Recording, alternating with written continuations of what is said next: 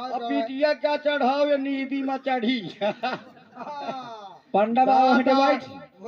दादा तोरी बहिनी का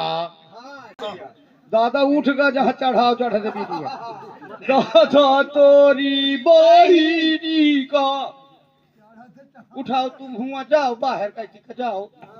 अबे न मार चढ़ाओ चढ़ते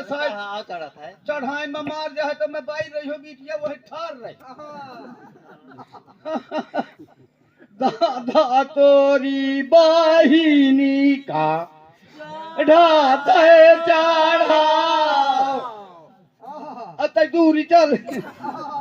मोटे चल दुआरे में चल अभियान ते मुआ बन गए बाप भीतरी रहे भाई अब बाहर चल भूल था तो देखिए पैसा